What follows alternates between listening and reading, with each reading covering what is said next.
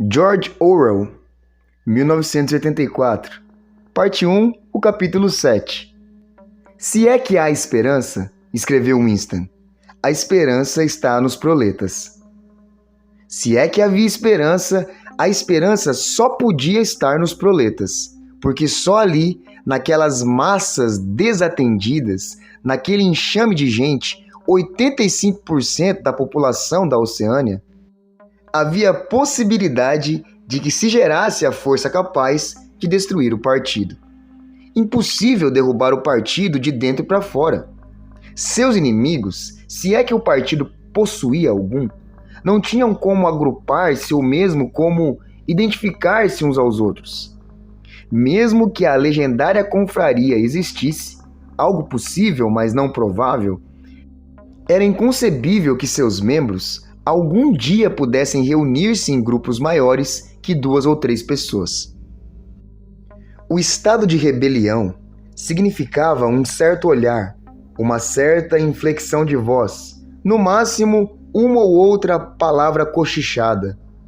Os proletas, porém, se de algum modo acontecesse o milagre de que se conscientizassem da força que possuíam, não teriam necessidade de conspirar. Bastava que sublevassem e se sacudissem, como um cavalo se sacode para expulsar as moscas.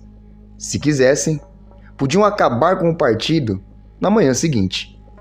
Mais cedo ou mais tarde, eles teriam a ideia de acabar com o partido, não teriam? E apesar de tudo, lembrou-se de uma vez em que ia andando por uma rua apinhada, quando um brado imenso formado por centenas de vozes femininas, se elevara de uma rua lateral um pouco à frente.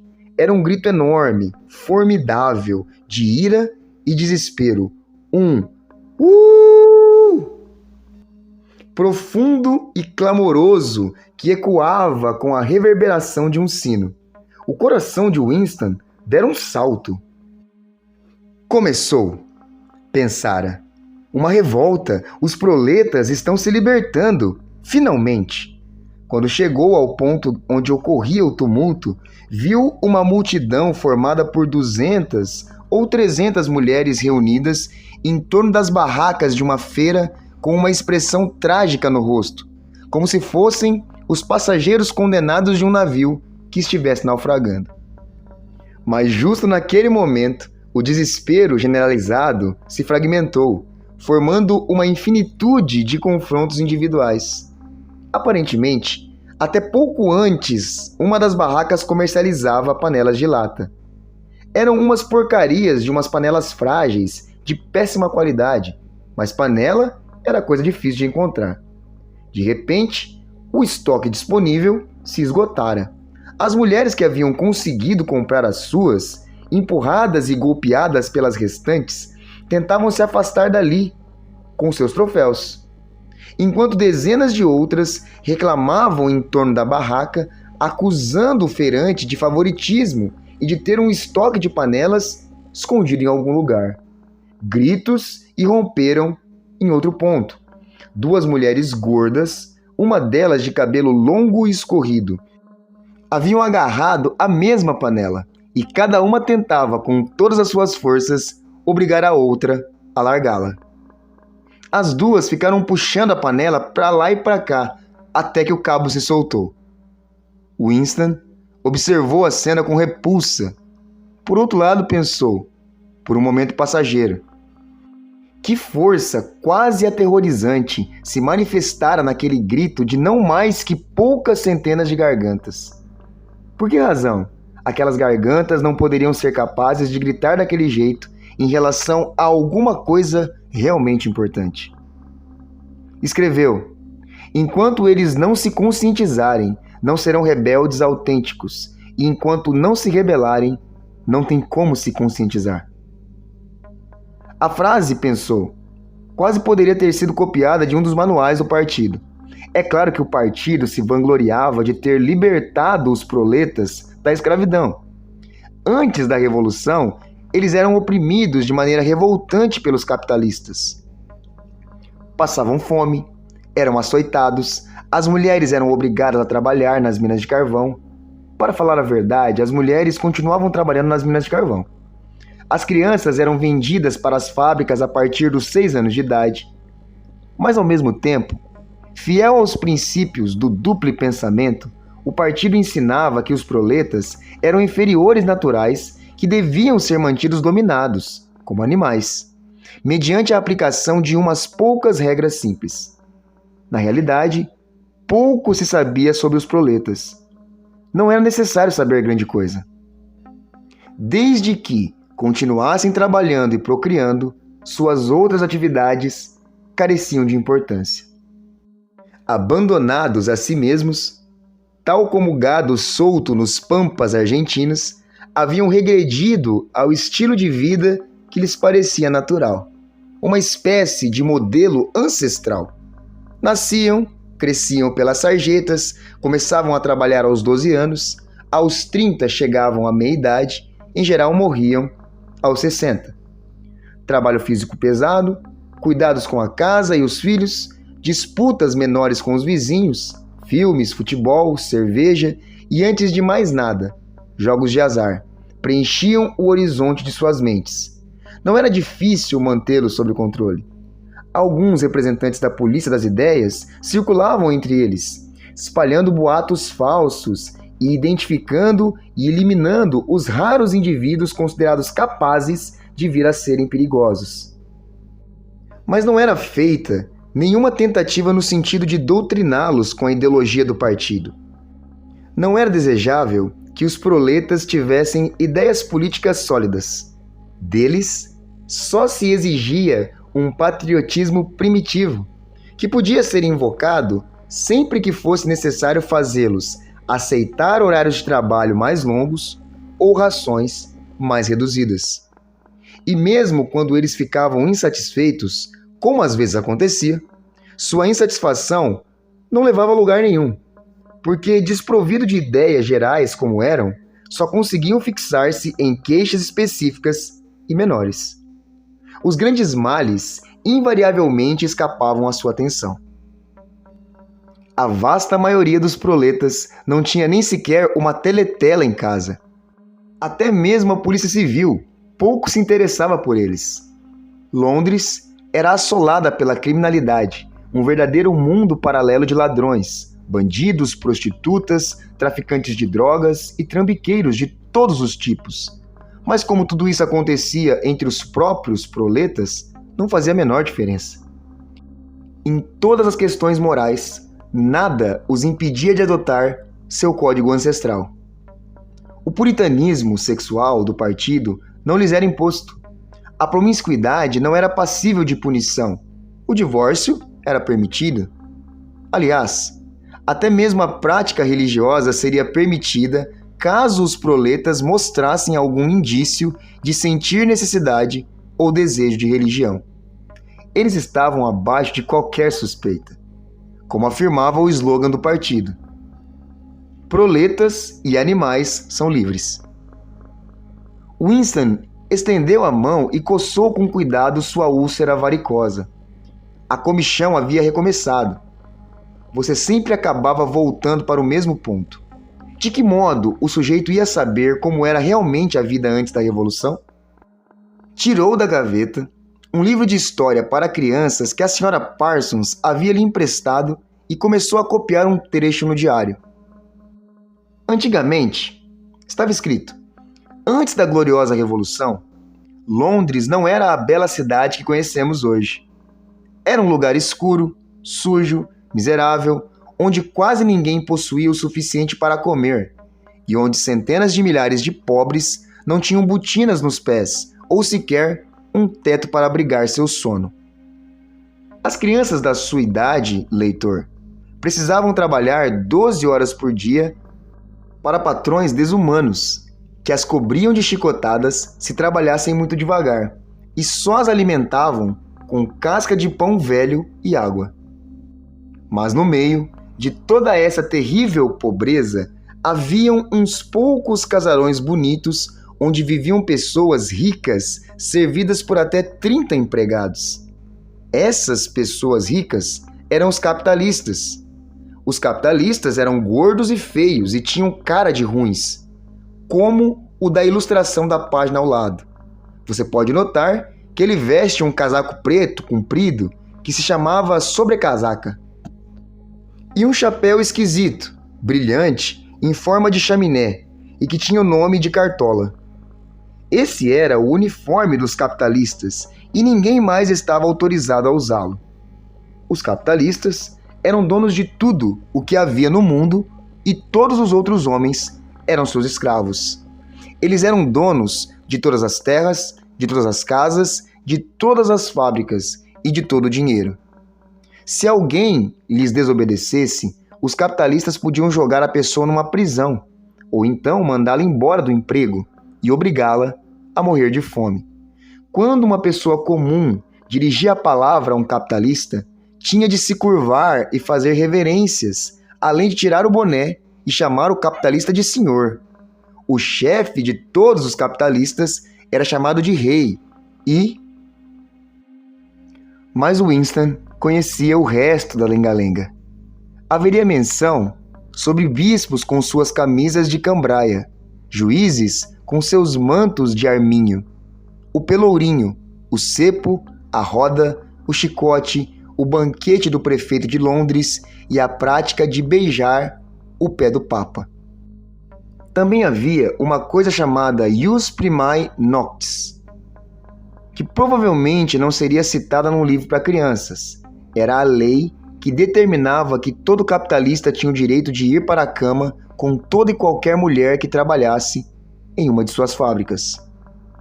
Como saber quais daquelas coisas eram mentiras? Talvez fosse verdade que as condições de vida do ser humano médio fossem melhores hoje do que eram antes da Revolução. Os únicos indícios em contrário eram o protesto mudo que você sentia nos ossos, a percepção instintiva de que suas condições de vida eram intoleráveis e de que era impossível que em outros tempos elas não tivessem sido diferentes. Pensou que as únicas características indiscutíveis da vida moderna não eram sua crueldade e falta de segurança, mas simplesmente sua precariedade, sua indignidade, sua indiferença. A vida era só olhar em torno para constatar. Não tinha nada a ver com as mentiras que emanavam das teletelas, tampouco com os ideais que o partido tentava atingir. Porções consideráveis dela, mesmo da vida de um membro do partido, eram neutras e apolíticas. Simplesmente questão de suar a camisa realizando trabalhos horrorosos, de lutar para conseguir um lugar no metrô, de serzir uma meia velha, de arrumar um saquinho de sacarina, de economizar uma bagana. O ideal definido pelo partido era uma coisa imensa, terrível e luminosa.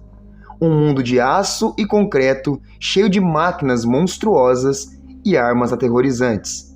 Uma nação de guerreiros e fanáticos avançando em perfeita sincronia. Todos pensando os mesmos pensamentos e bradando os mesmos slogans, perpetuamente trabalhando, lutando, triunfando, perseguindo 300 milhões de pessoas de rostos iguais. A realidade eram cidades precárias se decompondo, nas quais pessoas subalimentadas se arrastavam de um lado para o outro em seus sapatos furados no interior de casas do século XIX, com reformas improvisadas, sempre cheirando a repolho e a banheiros degradados. Winston tinha a sensação de ter uma visão de Londres, imensa e semi-destruída, cidade com 1 milhão de latas de lixo, e fundida a essa visão estava a imagem da Sra. Parsons. Aquela mulher com vincos no rosto e cabelo espigado, lidando desamparada com um encanamento entupido. Estendeu a mão e voltou a coçar o tornozelo. Noite e dia, as teletelas massacravam os ouvidos das pessoas com estatísticas que provavam que hoje a população tinha mais comida, mais roupa, melhores casas, melhores opções de lazer, que vivia mais, trabalhava menos, era mais alta, mais saudável, mais forte, mais feliz, mais inteligente, mais culta do que as pessoas de 50 anos antes. Não havia como provar ou deixar de provar uma só dessas afirmações. O partido insistia, por exemplo, que atualmente 40% dos proletas adultos eram alfabetizados. Antes da Revolução, segundo diziam, o total era de apenas 15%. O partido insistia que hoje o índice de mortalidade infantil era de apenas 160 a cada 1.000 habitantes. E assim por diante. Era como uma equação simples com duas incógnitas. Podia muito bem ser que, literalmente, todas as palavras contidas nos livros de história, inclusive aquelas aceitas sem o menor questionamento, fossem pura fantasia. Até onde ele sabia, talvez jamais tivesse existido uma lei de ius primae noctis, ou uma criatura conhecida como capitalista, ou um acessório com as características de uma cartola. Tudo se esmaecia na névoa. O passado fora anulado. O ato da anulação fora esquecido. A mentira se tornara verdade. Somente uma vez na vida ele possuíra, depois do acontecimento, era isso que contava, um indício concreto, inquestionável, de um ato de falsificação. Esse indício estivera entre seus dedos por 30 segundos.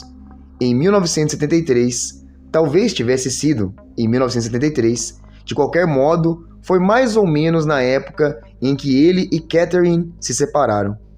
Mas o dado realmente relevante ocorrera 7 ou 8 anos antes. Na verdade, a história tivera início em meados dos anos 60, época dos grandes expurgos, quando os líderes revolucionários originais haviam sido eliminados de uma vez por todas. Em 1970, já não restava um só deles, com exceção do próprio grande irmão. Os demais, àquela altura, haviam sido denunciados como traidores e contra-revolucionários. Goldstein fugira e ninguém sabia aonde ele se escondia. Quanto aos outros, alguns tinham simplesmente desaparecido, enquanto a maioria fora executada depois de julgamentos públicos espetaculares, no decorrer dos quais confessavam seus crimes. Entre os últimos sobreviventes estavam 3 homens chamados Jones, Aronson e Rutherford. Provavelmente esses 3 homens haviam sido presos em 1965. Como acontecia tantas vezes, levaram um sumiço de 1 ano mais ou menos, de modo que ninguém sabia se estavam vivos ou mortos. Reapareceram de repente, para reconhecer a própria culpa da maneira usual.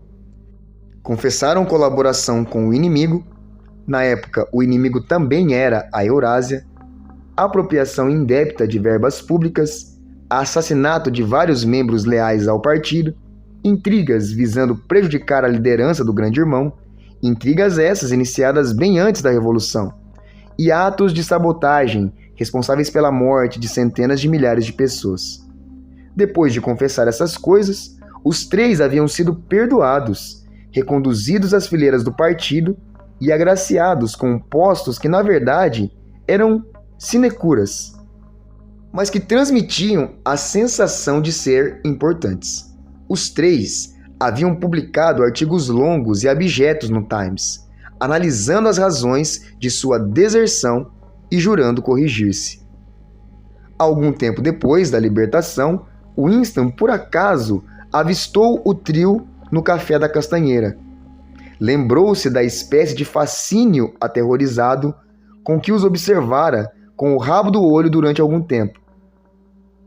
Eram homens bem mais velhos que ele, relíquias do mundo de antes, praticamente as últimas grandes figuras remanescentes dos primeiros e heróicos tempos do partido. O glamour da luta clandestina e da guerra civil ainda envolvia suavemente suas figuras. Tinha a sensação, embora àquela altura fatos e datas já tivessem começado a perder a nitidez em sua mente, tinha a sensação de que soubera seus nomes muitos anos antes de ter tomado conhecimento da existência do Grande Irmão.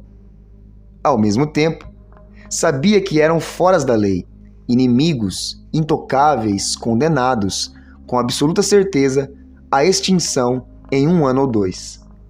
Ninguém que algum dia tivesse caído nas mãos da polícia das ideias se dava bem no final. Eles eram cadáveres, à espera de serem mandados de volta para o túmulo. Não havia ninguém nas mesas próximas a eles. Não era prudente ser visto na vizinhança de gente daquela espécie. Estavam sentados em silêncio, diante de copos de gin perfumado com cravo, especialidade do café. Dos 3, o que mais impressionou Winston, devido à sua aparência, foi Rutherford. Outrora caricaturista famoso, Rutherford desenhava cenas brutais, que haviam contribuído para inflamar a opinião pública antes e durante a Revolução. Mesmo agora, a longos intervalos, seus cartoons saíam no Times, só que já não passavam de uma imitação banal de seu estilo anterior. Eram pouco convincentes, desprovidos de vigor.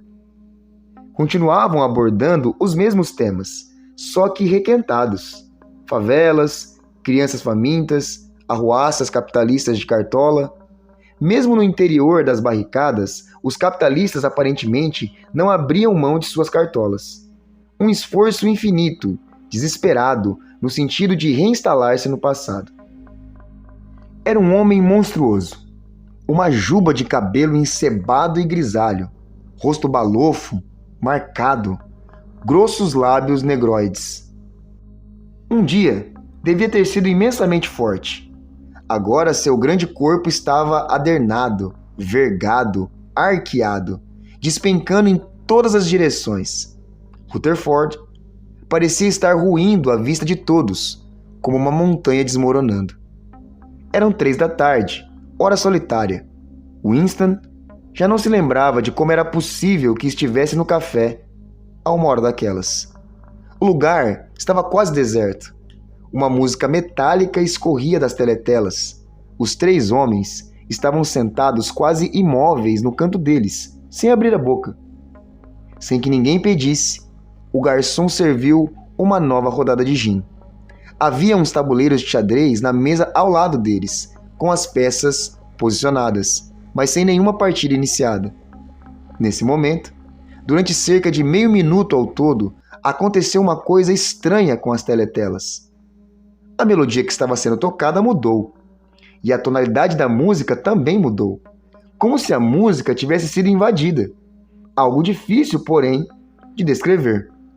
Era uma nota estranha, fragmentada, um clangor. Winston inventou um nome para aquele som, nota amarela. Depois, uma voz começou a cantarolar na teletela. Sob a ramada da castanheira, vendi você, você a mim, após. Ali estão eles, cá estamos nós, sob a ramada da castanheira. Os 3 homens não se moveram, mas quando Winston voltou a fitar o rosto arrasado de Rutherford, viu que os olhos dele estavam rasos de lágrimas e pela primeira vez observou, com uma espécie de arrepio interno e ao mesmo tempo, sem saber o porquê daquele arrepio, que tanto Aronson como Rutherford tinham o nariz quebrado. Dias depois, os 3 voltaram a ser presos. Ao que parece, haviam tornado a envolver-se em novas conspirações desde o instante em que foram postos em liberdade. No segundo julgamento, voltaram a confessar todos os antigos crimes, mas uma sucessão de novos. Foram executados e o destino deles ficou registrado nos anais do partido como advertência para a posteridade. Cerca de 5 anos depois que esses fatos se passaram, em 1973, Winston estava desenrolando uma pilha de documentos que acabavam de ser ejetados do tubo pneumático sobre o tampo de sua mesa, quando encontrou um fragmento de papel que evidentemente fora enfiado entre os outros e depois esquecido. No instante em que desamassou o papelzinho, entendeu sua importância. era a metade de uma página arrancada de um número do Times de cerca de 10 anos antes. A metade superior da página, de modo que a data aparecia ali. E continha uma fotografia dos delegados presentes a determinada efeméride do partido realizada em Nova York. Destacavam-se no centro do grupo Jones, Armstrong e Rutherford. Não havia confusão possível. De todo modo, o nome de cada um constava na legenda embaixo. A questão era que, nos 2 julgamentos, eles haviam confessado que naquela data se encontravam em solo eurasiano. Teriam partido de um campo de pouso secreto em território canadense e voado até algum ponto da Sibéria onde haviam se reunido com membros do Estado-Maior eurasiano, a quem haviam revelado importantes segredos militares? A data se fixara na memória de Winston, porque casualmente coincidia com o solstício de verão. Mas a história toda também devia estar registrada em outros incontáveis lugares. Só havia uma conclusão possível. As confissões eram mentirosas. Claro, isso em si não era nenhuma grande revelação. Mesmo naquela época, Winston não imaginava que as pessoas varridas da face da terra, nos expurgos, haviam efetivamente cometido os crimes de que eram acusadas. Mas era uma prova concreta. Um fragmento do passado abolido. Como um osso fóssil que aparece no extrato errado e destrói uma teoria geológica. Bastava para pulverizar o partido inteiro, se de uma ou de outra maneira pudesse ter sido publicado, para que o mundo visse e tomasse conhecimento de seu significado. Winston não interrompera seu trabalho. Assim que percebeu que fotografia era aquela e o que ela revelava, cobriu-a com uma folha de papel. Por sorte, no momento em que a desenrolara, ela estava de cabeça para baixo, do ponto de vista da teletela. Pôs a prancheta sobre o joelho e empurrou a cadeira para trás, de modo a ficar tão longe quanto possível da teletela. Não era difícil manter um rosto inexpressivo. Até mesmo a respiração podia ser controlada, com algum esforço. Uma coisa, porém, você não conseguia controlar: o batimento do coração. E a teletela era suficientemente sensível para captá-lo. Deixou passar o que imaginou fossem 10 minutos, atormentado o tempo todo pelo temor de que algum incidente, uma súbita corrente de ar que soprasse por cima da escrivaninha, por exemplo, o traísse. Depois, sem tornar a expô-la, introduziu a fotografia no buraco da memória, junto com outros papéis inúteis. Mais um minuto, provavelmente, e a foto teria virado cinzas. Essa cena se passara 10, 11 anos antes. Hoje, provavelmente, ele teria guardado a fotografia. Era curioso que tê-la segurado entre os dedos lhe parecesse fazer diferença mesmo hoje. Quando a foto, propriamente dita, bem como o acontecimento que ela registrava, não passavam de uma lembrança. Será que o controle do partido sobre o passado teria ficado menos poderoso? Pensou. Pelo fato de que uma prova material que já não existia havia um dia existido? Mas hoje, supondo que de algum modo fosse possível ressuscitá-la das cinzas, a fotografia talvez nem chegasse a constituir uma prova. Na época em que ele fizera sua descoberta, a Oceânia já não estava em guerra com a Eurásia. Portanto, devia ter sido para agentes provenientes da Lestásia que os 3 homens mortos haviam traído seu país. Desde então, haviam surgido novas acusações. 2, 3, ele já não se recordava quantas. Muito provavelmente, as confissões haviam sido reescritas e reescritas tantas vezes que os fatos e as datas originais haviam perdido toda a importância. O passado não apenas mudava como mudava sem cessar. O que mais o afligia, o que lhe dava uma sensação de pesadelo, era nunca ter chegado a entender direito por que a grande impostura fora empreendida.